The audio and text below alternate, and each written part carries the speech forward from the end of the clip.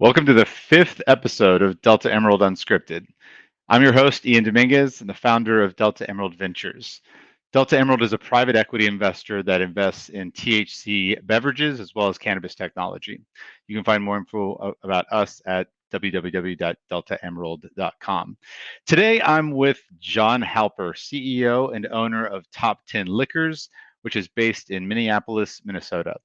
I first met Jon on my first trip to Minneapolis, and I have to say it was a really eye-opening experience for me. But now, please welcome to the stage Jon Halper. Jon, please say hello. Thank you, Ian. Appreciate it. Nice to meet all of you and great to be part of this, Ian. Hopefully, Great. everybody understands also what you're doing for our industry, which has been amazing. So, thank you for all Uh, you do. uh, Thank you so much. No, I didn't mention this in the initial intro, but I think one of the things that we all can do is to share information about this inevitability, about I think liquids in particular, and what they can mean for not only for cannabis but also for the alcohol industry. So, without further ado, I'd love to get in with you about your story and how you went from um, not even, let's say, imagining that this could be an area that you would be investing in and earning margin dollars from. So I'd love to take it back to kind of before and after, and what was kind of that light bulb moment for you and your business. Funny you ask. I was kind of renegotiating a lease that I entered into about 2.5 years ago. And at the time, we were thinking dispensaries would be sort of the magic words for us and never really thought about THC beverages. And now I look 2.5 years later and I'm not focused at all on dispensaries and cannabis, but I'm focused on this THC world. So it's been a very quick and fun journey during that period of time. But that really speaks to how quick this has happened in Minnesota. I mean, if I go Hmm. back a year and a half ago, we weren't selling anything, and now it's become a really important material part of our business and growing better and better every day. We love to hear that. I think Minnesota, for those that don't know, is really the epicenter of where this all kicked off. Maybe in another unscripted episode, we can get into the backstory of what kind of led to that moment. But I'd love to focus this on what you've seen in markets. You are in a very unique position. Maybe if you could speak a little bit about how Top 10 Liquors works, and then we can get into a little bit more about what you're seeing on the ground. Sure. In one sense, we're like a traditional liquor store. We have 15 stores across the metro Twin Cities area, sort of spanning from, all the different extremes, but all largely within the metro area. And, we operated like a traditional liquor store selling wine, spirits, beer, which are all legal in Minnesota. And, about little less than 18 months ago, our state expanded what liquor stores are allowed to carry to add THC beverages. We were excited about it, but really had no idea what to expect, how to create an assortment, how to go about introducing the category to our customers, what it was going to mean. We inherited a very simple rule book where we weren't really allowed to promote it outside of 21 and older customers. So we couldn't use traditional means. We had to sort of think different and really, along with many other retailers, create an industry that didn't exist before in our state. Hmm. And before we popped on this call, I think we were talking about the opportunity here between alcohol and cannabis. And I really think this is important. I'm glad that you brought it up initially, which is this is not adversarial. There's a misperception out there that, oh my gosh, cannabis is taking all this share from alcohol. And my concern is that there's a little bit of conflating of two different things that are happening at the same time. But rather than me throw out what I think is happening, I'd love to hear from your perspective, kind of this very recent debate around, are THC drinks attracting new customers? Are these incremental occasions, or is this pure share shift from your book of business in alcohol? How do you think about that? I think it's a little bit of both. I think that Hmm. certainly we've got an expansion of our audience and people shopping in our stores. There's definitely been growth in our overall business that ties to this THC category. But at the same time, there is some shift from one category to another. Hmm. It's, I think of our stores now as sort of a beverage empire where you can get NA, THC, liquor, wine, Hmm. beer, whatever you want.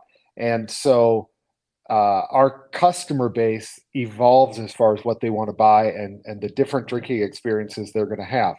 So, in any given day, somebody may be going to an event where they want to have wine, a dinner where wine's an appropriate thing. But at the same time, they may go to another event where they're having THC beverages. So, everybody really coexists under our umbrella and how we approach it. But at the same time, you definitely see uh, shift amongst categories. Everybody's kind of like, well, where do you see the most shift? And I think up front, when we started, we would have said that most of the uh, evolution would be coming from sort of the craft beer world. And you definitely Hmm. see that. And, Yep. in Minnesota, and I know other places, craft beer has really been on the decline. But, I would tell you today that I think it picks at every category. And I hear most frequently, um, the soccer mom, or in Hmm. Minnesota, the hockey mom, uh, sort of that, probably 35 to 50-year-old woman is really attracted to the THC beverage category because she feels that it's affordable more so than opening a bottle of wine. Mm. It's enjoyable, it's controllable, and she doesn't wake up the next day with a headache. So there's been Hmm. a lot of attraction for people, in particular women, to look at the category beyond what we would have expected. And so I do think that there might be a little more shift away from wine right now. And, Hmm. wine's definitely a popular category for people to kick at a little bit. Everything you read about California and their abundance of too many Hmm. grapes and everything, and just everything that's gone on in the wine industry over the last several years, I think it's vulnerable. But I do Hmm. think that mom she's I don't want to insult her. She's my customer, but as she's aging, she's looking for new alternatives, and certainly if you have too much alcohol, you're tired and you don't sleep great. You might wake up the next day with a hangover. And some people get that from THC, but I would say largely people go to sleep and wake up refreshed. So that's part of what attracts them to the category. And so if that's kind of a demographic that's kind of percolating to the top, does that mean that you're seeing higher ticket prices, average basket prices than you might expect? What can you kind of tell us about how this relates to higher dose versus lower dose? And is it your sense that there's a certain dollar threshold that people are kind of thinking about spending for this category, or what have you noticed? A few questions there. Let me sort of pick it apart a little bit. Yeah. First of all, when you look at the THC beverages, there really is virtually no cost difference between a 10 milligram beverage and a 5 milligram beverage. The THC is not the most expensive ingredient in what's being made. Right. So, from that side of it, I don't think and in Minnesota, the most you're able to put in any can are 2 servings, 10 milligrams. So that's sort of our cap. So you see a Hmm. lot of 10 milligram and below. So, there is price discrepancy between a 10 milligram 4 pack and a 5 milligram 4 pack. It's a $2 to $3 typically, but Hmm. overall, that doesn't impact the cost of the product. It's more just how the industry is approaching it. Hmm. And the 10 milligram sales far exceed the 5 milligram sales. And the part of the reason probably ties to bang for your buck. If you're going to Yep. have one can of 10 milligram, you're going to get a more meaningful high, I guess you would say, than a 5 milligram. So if you're going to spend on a 4 pack an extra buck a can, you're getting Mm. more bang for your buck. And that's probably part of the reason we see that. That's Hmm. probably the largest reason that we see that. Um, Hmm. we're in the process of working to create our own brand, and we're doing a lot of soul searching between that 5 milligram, 10 milligram, and kind of what I talk about, that soccer mom, and really what she's looking for. Because our data all suggests that she really would like to be seeing, she would like a 5 milligram, yet our most meaningful items, our top 10 sellers, are all 10 milligram 10. items. So Yeah. it's a little bit, it's counterintuitive. And Yeah. so, we're trying to figure it out. And like you, Ian, I get calls all the time from brands and they're sort of talking about coming to Minnesota or where to evolve their line.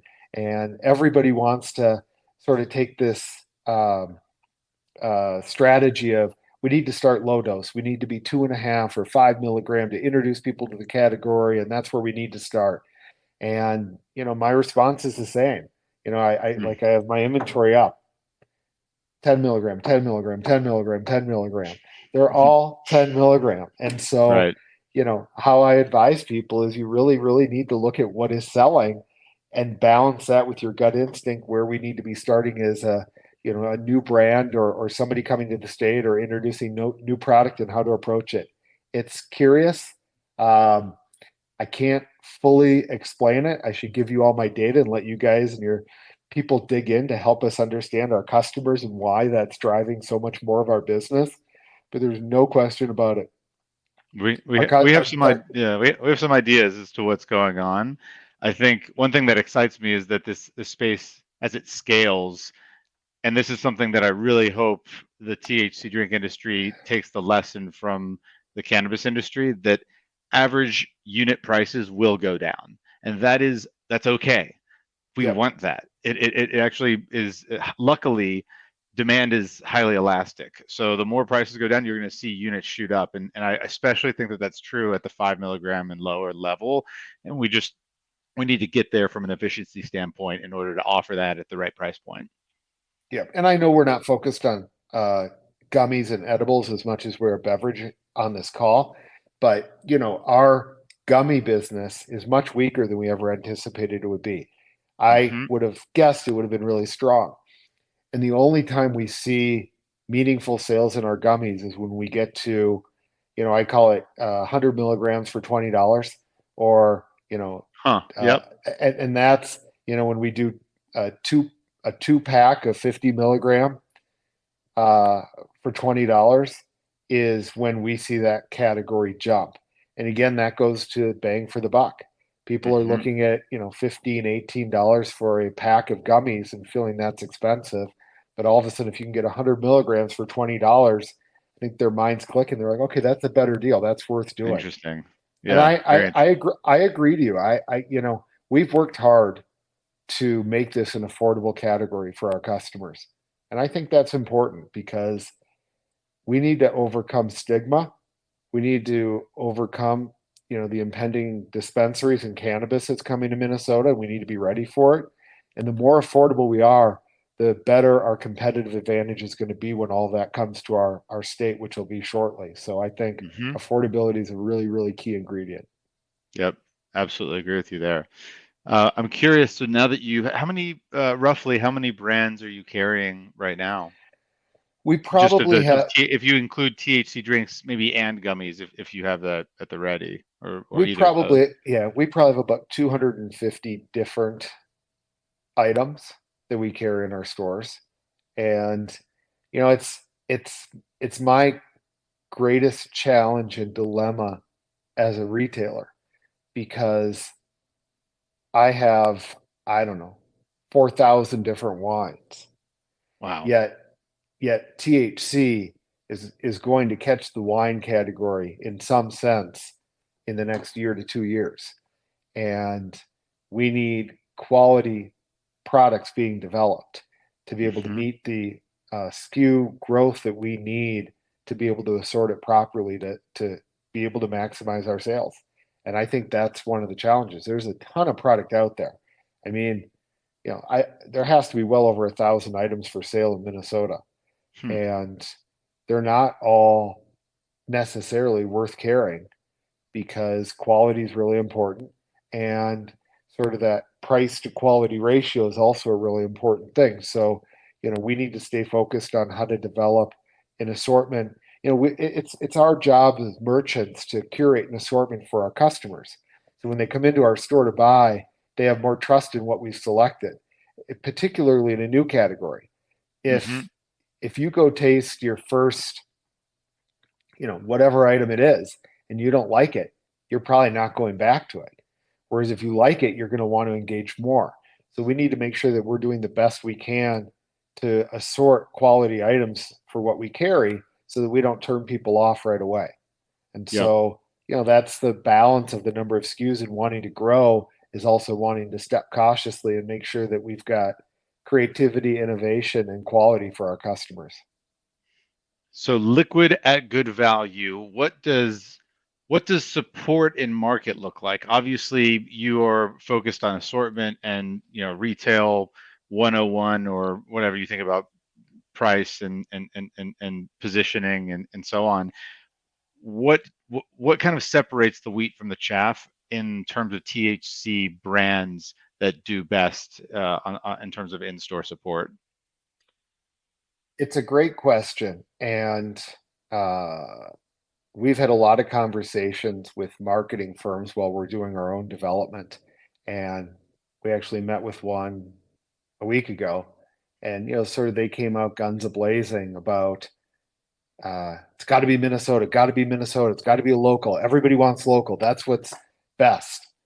And then I opened up our assortment and I'm like, not local, local, not local, not local, local, not local, not local. That's like right down the list. I'm like, yeah, local's good to have, but it's not the Hmm. most important characteristic that people want to see.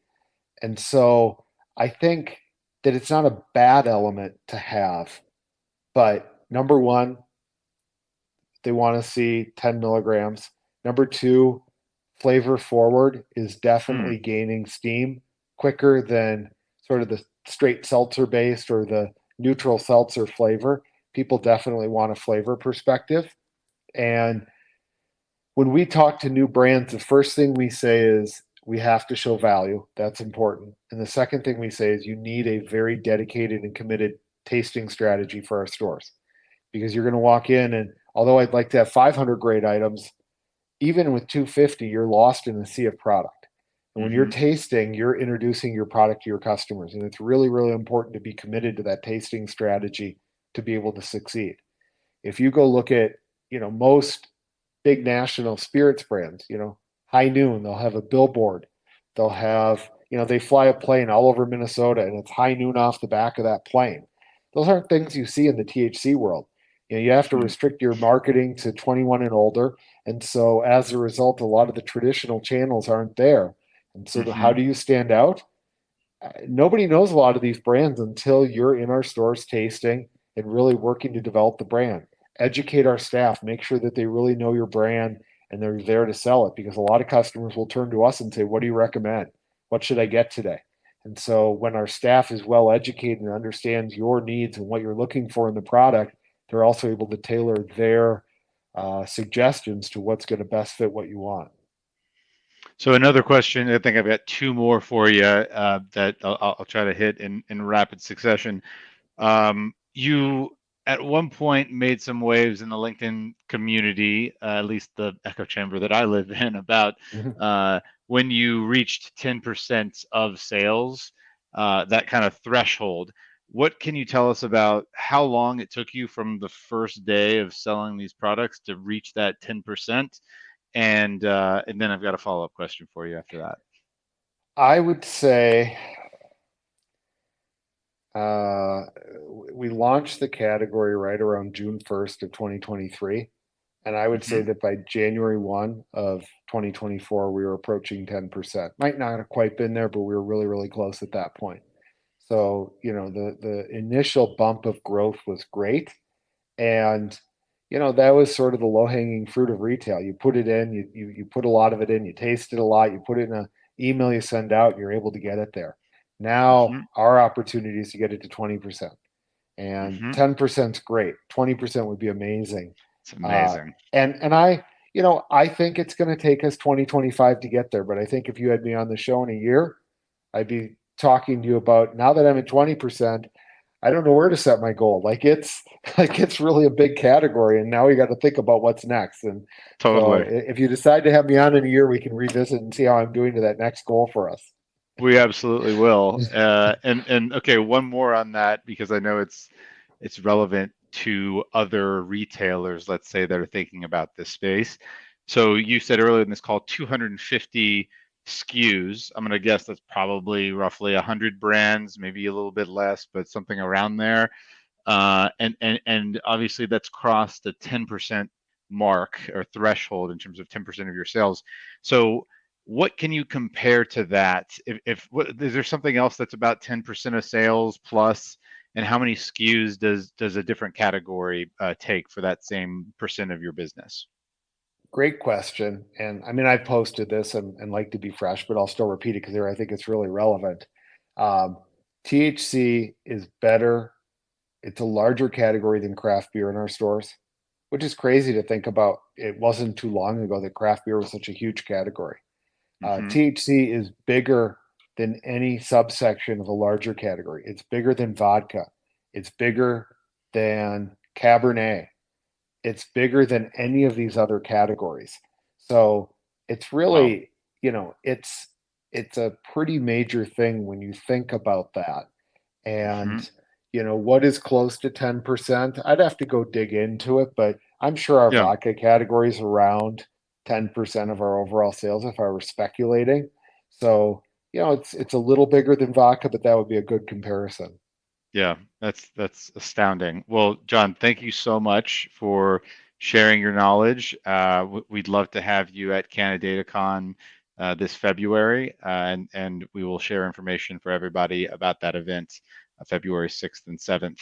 But thank you again, John, and we'll have you on again very soon. Thank you so much. Great. Thanks, Ian. Take care. Take care.